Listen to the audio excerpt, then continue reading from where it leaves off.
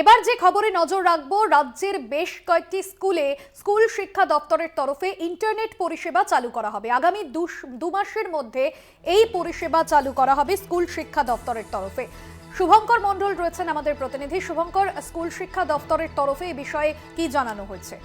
দেখো, তোমায় জানিয়ে রাখি যে রাজ্যে প্রায় 14,500টি হাই স্কুল, জুনিয়র হাই এবং সেই সঙ্গে হায়ার সেকেন্ডারি এই স্কুলগুলোতে মূলত ইন্টারনেট পরিষেবা চালু করার সিদ্ধান্ত নিয়েছে এবং বলা যেতে পারে হাই স্পিড ইন্টারনেট পরিষেবা চালু করার সিদ্ধান্ত নিয়েছে স্কুল শিক্ষা দপ্তর। এবং আগামী 2 মাসের মধ্যে সেই কাজটি সম্পন্ন হবে। সেই কাজটি করবে রাজ্য সরকারের তথ্য প্রযুক্তি প্রতিষ্ঠান ওয়েবেল। এবং তোমায় জানিয়ে রাখি 100 Mbps স্পিডে কাজ হবে। মূলত অত্যাধুনিক প্রযুক্তির সঙ্গে তাল মিলিয়ে বা তথ্য প্রযুক্তির সঙ্গে তাল মিলিয়ে ইতিমধ্যে তুমি জানো যে ডেটা সেভিং থেকে শুরু করে যাবতীয় ডেটা ট্রান্সফার, দপ্তরের কাছে ডেটাগুলোকে অন্তর্ভুক্ত করে যাবতীয় কাজ, যেমন মাধ্যমিকের আমরা দেখেছি অ্যাডমিট থেকে শুরু করে বা তার আগে রেজিস্ট্রেশনের ক্ষেত্রে ডেটা এন্ট্রি, উচ্চ মাধ্যমিকের ক্ষেত্রেও তাই বিভিন্ন যে প্রশ্ন এবং উত্তরপত্র সেগুলোকে সেভ করে যাবতীয়গুলো কিন্তু করতে বলা হতো।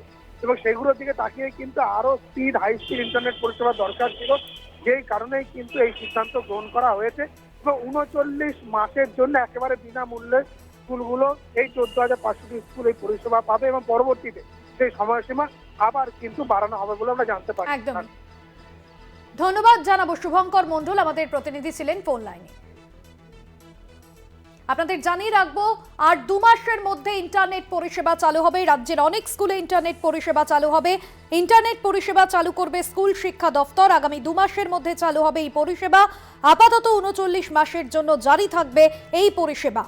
স্কুল শিক্ষা দপ্তরের তরফে জানানো হয়েছে রাজ্যের অনেক স্কুলে ইন্টারনেট পরিষেবা চালু হবে। আগামী 2 মাসের মধ্যে চালু হবে এই পরিষেবা।